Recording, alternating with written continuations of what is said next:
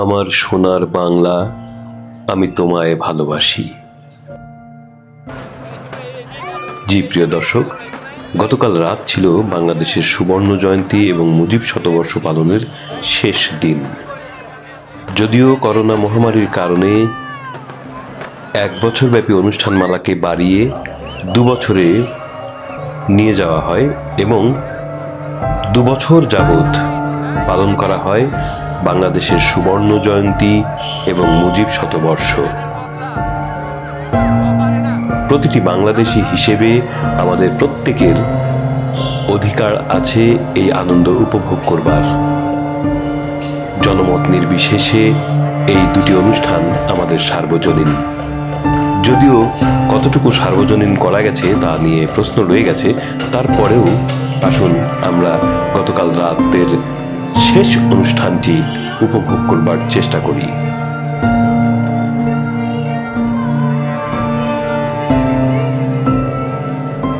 এই অনুষ্ঠানটি যখন চলছিল তখনও ঢাকার রাস্তায় ছিল অসহনীয় যানজট, দ্রব্যমূল্যের ঊর্ধ্বগতি, মানুষের নানা রকম হয়রানি এবং পেরেশানি। তারপরেও চেষ্টা করা হয়েছে অনুষ্ঠানটিকে সার্বজনীন করে তুলবার জন্য। 2 বছর যাবৎ বিভিন্ন অনুষ্ঠানমালায় বিভিন্ন রকম অনুষ্ঠান প্রদর্শিত হয়েছে। সংসদ ভবন চত্বরে সারা বাংলাদেশব্যাপী বিভিন্ন কনসার্টে। সর্বোপরি গতকাল রাতে একটি ঘটনা সবার নজর কেড়েছে বলে আমার ধারণা। বাংলাদেশের বুকে এই প্রথম রাতের আকাশে ড্রোন প্রদর্শনী।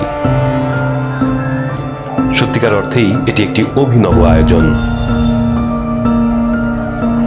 ঢাকার আকাশে এত বিপুল বিশাল আয়োজনে ড্রোন আয়োজন কখনো হয়েছে বলে আমার জানা নেই। আয়োজনটি যখন চলছিল তখন বারবার শিশু কিশোরেরা উল্লসিত হয়ে উঠছিল।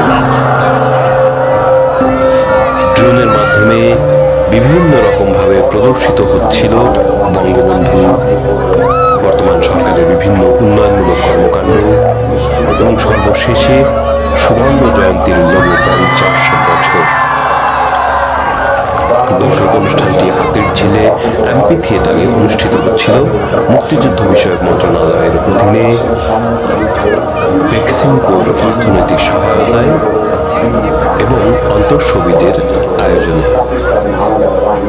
যদিও দর্শক, আপনাদের অনেকের মনেই এখন নানা রকম দুশ্চিন্তা, দ্রব্যমূল্যের ঊর্ধ্বগতি নিয়ে হতাশা, তারপরেও এই সমস্ত আয়োজনের পেছনে আপনার অর্থই ব্যয় হয়েছে। তাই আমাদের সবার অধিকার আছে এই অর্থে প্রদর্শিত সমস্ত অনুষ্ঠানাদি উপভোগ করবার। আশা করছি আপনারা সবাই উপভোগ করেছেন। দর্শক, আপনাদের সবাইকে আবারও ধন্যবাদ।